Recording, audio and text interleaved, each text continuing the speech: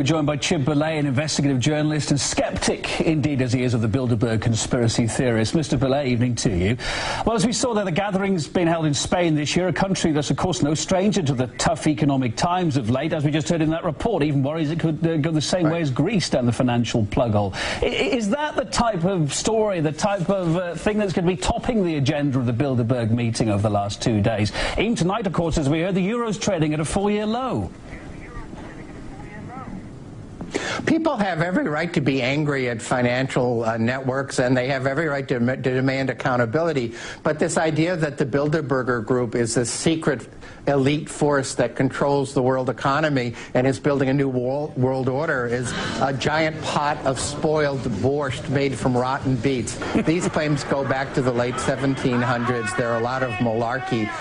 There are 15 or 20 other similar groups that have secret meetings. Most meetings between corporate leaders and government officials are secret.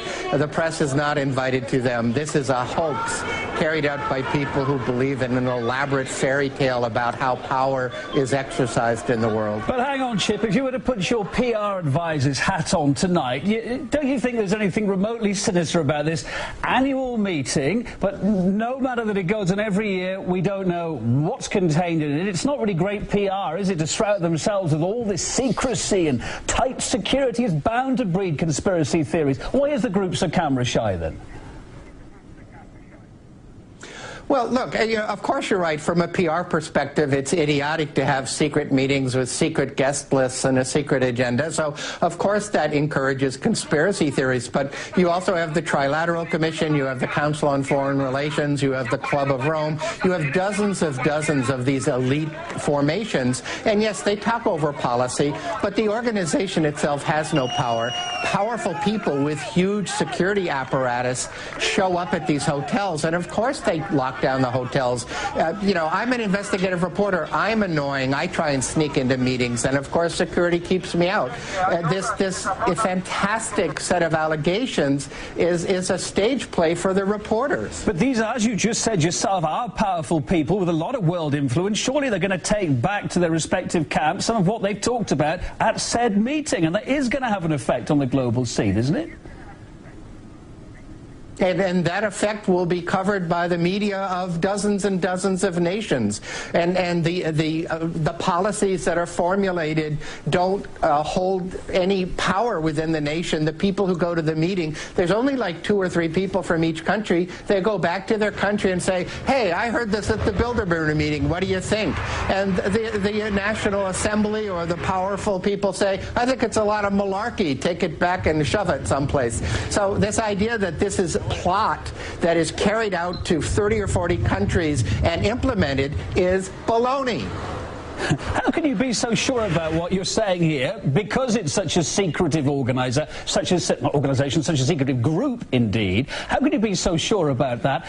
And if it has no influence, what's the point of it all?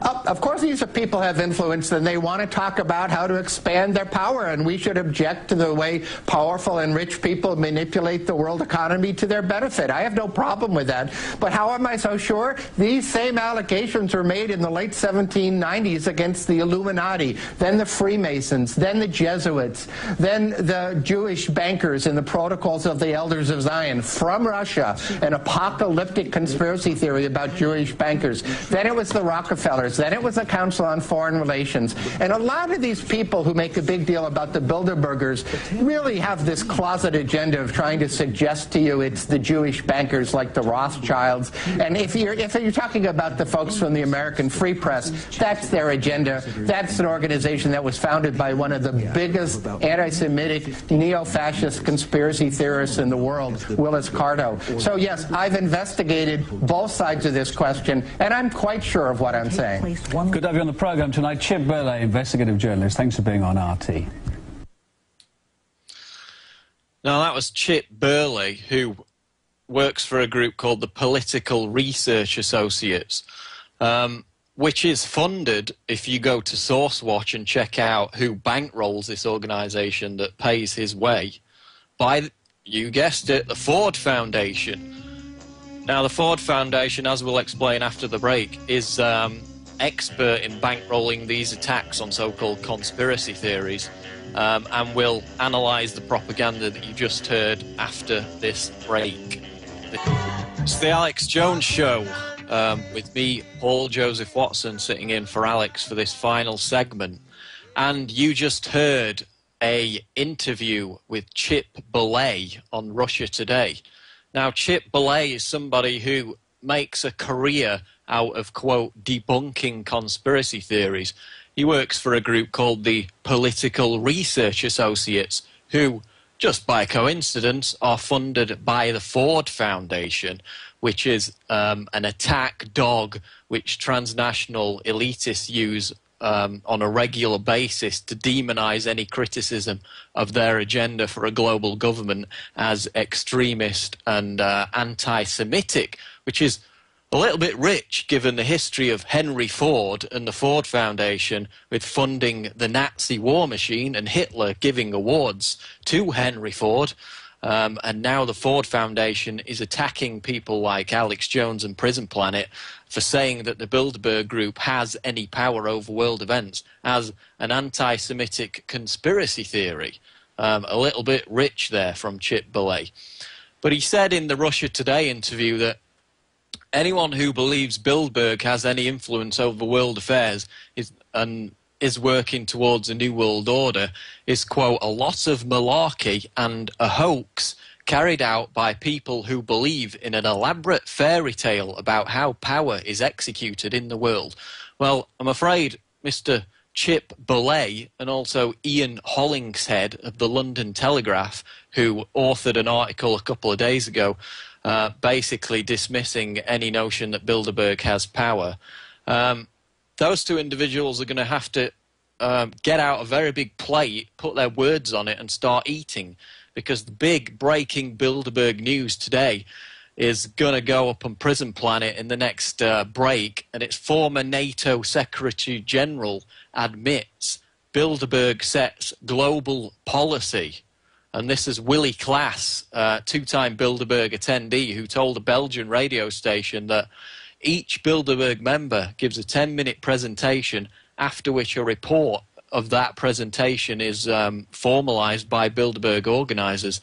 And then Bilderberg members in each individual country are mandated to implement that policy, that consensus on a global scale. So the fact that Bilderberg does set policy at its annual secret meetings has now been admitted by no less than an actual Bilderberg member. Now, in the clip you just heard, Bollé contradicts himself several times, but he basically tries to make out that Bilderberg members take what they've heard from Bilderberg, then go back to their host countries, and even if they raise the issues that were discussed at Bilderberg, quote, more powerful people then tell them to go and shove it. And that's a direct quote from Chip Bollé. Now, that's quite interesting because the Prime Minister of Spain, his Secretary General, and the Queen of Spain attended this past weekend's meeting in Sitges, just outside Barcelona. So if, according to Chip Bollé, that, you know, more powerful people than the Prime Minister and the Queen of Spain tell them to shove what they heard at Bilderberg, then Bollé is attempting to weave a bigger conspiracy theory than he dismisses us for supposedly concocting and claiming that Bilderberg has power. Now, of course, in reality, Bollé knows that the most powerful people in the world do attend Bilderberg, and that it is at Bilderberg where that consensus for how global events are going to unfold over the next 12 months is agreed upon. And that's now being admitted by former NATO Secretary General Willie Klaas, a two-time Bilderberg attendee. Now, merely on the face of it, the claim that Bilderberg does not have an influence on policy is patently ridiculous. I make the comparison of if you had 200 MLB officials attending a secret meeting for 4 days in America, would this have an impact on the future of baseball if 200 Major League Baseball officials attended a secret meeting and talked about baseball? I wonder. But that's essentially what Burley and Ian Hollingshead of the London Telegraph are trying to convince us of, that top CEOs like Bill Gates of Microsoft and Eric Schmidt of Google, top bankers like Marcus Agius of Barclays and Peter Sutherland of Goldman Sachs don't meet with national presidents, prime ministers, big newspaper owners, members of the European Parliament, and members of the US government to talk about anything important. That they just get together for 4 days to talk about tiddlywinks, which is, on the face of it, completely absurd. And we'll continue to explore this after the break on the Alex Jones Show.